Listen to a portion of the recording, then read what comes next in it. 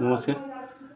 पूर्व न्यायाधीश फोरम नेपालले एउटा विज्ञप्ति नै निकाल्यो।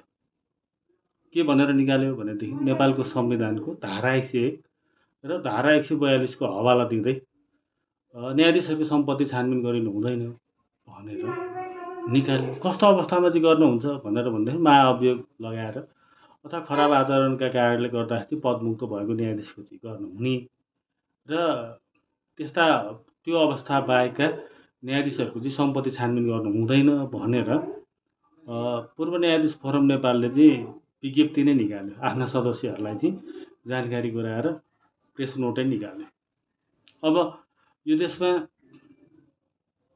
देशका सम्पूर्ण जनता नेपाली नागरिक भनेपछि त्यो जुनसुकै पदमा रहे तापनि भए तापनि अथवा निवृत्ति विवरण भइसकेको अवकाश पाइसकेको भए पनि ती सबै चाहिँ पदमा रहँदा नरहँदा अथवा पदमा नरहेका सर्वसाधारण नेपाली जनता यी सबैका सम्पत्ति छानबिन चाहिँ नेपाल सरकारले गर्न सक्छ। कानुनभन्दा माथि चाहिँ कोही पनि छैन। तर यो विज्ञप्तिले के बुझायो भनेदेखि यो देशमा अगर कोही कानुनभन्दा माथि छ भनेदेखि त्यो चाहिँ न्यायाधीश हो भन्ने कुरा चाहिँ यो विज्ञप्तिको चाहिँ आशय हो कि भन्ने चाहिँ बुझ्यो। अब मैले बुझ्या चाहिँ न्यायाधीश मात्र होइन, कानुन व्यवसायी, डक्टर, इन्जिनियर जसका पनि सम्पत्ति नेपाल सरकारले चाहेका बखत छानबिन गर्न पाउनुपर्छ। र अब यो ढङ्गले सरकारलाई चाहिँ रोक्ने, अब हाम्रो सम्पत्ति चाहिँ छानबिन गर्लास् खबरदार भन्ने जुन ढङ्गबाट एउटा न्यायमूर्तिहरूबाट जुन तरिकाले चाहिँ प्रस्तुत भएको छ त्यो चाहिँ सान्दर्भिक लागेन। त्यो न्यायमूर्तिहरूको कस्तो साँगुर भँगेरे चित्ते मन रहेछ जस्तो लाग्यो।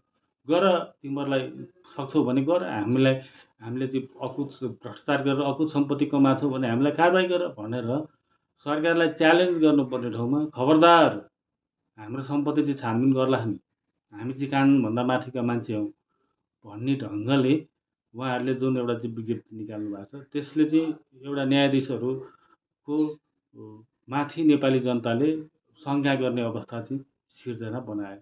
अब न्यायाधीशहरूलाई नेपाली जनताले कुन रूपमा लिने?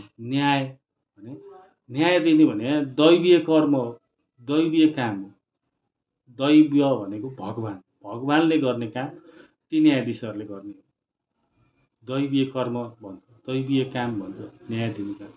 अब त्यस्ता व्यक्तित्वबाट चाहिँ यो ढङ्गले चाहिँ कुरा आइसके पछाडि चाहिँ उहाँहरूले दिएको न्याय, उहाँहरूले गरेका चाहिँ फैसला, उहाँहरूले गरेका चाहिँ निर्णयका चाहिँ अब कति चाहिँ सान्दर्भिक हुने, कति चाहिँ विश्वसनीय हुने भन्ने कुरा त्यो एउटा प्रश्न पनि चाहिँ सिर्जना भएको छ।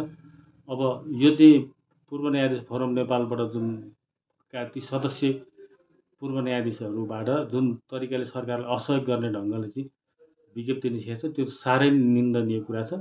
बरु सच्याउनुहोस् यसलाई।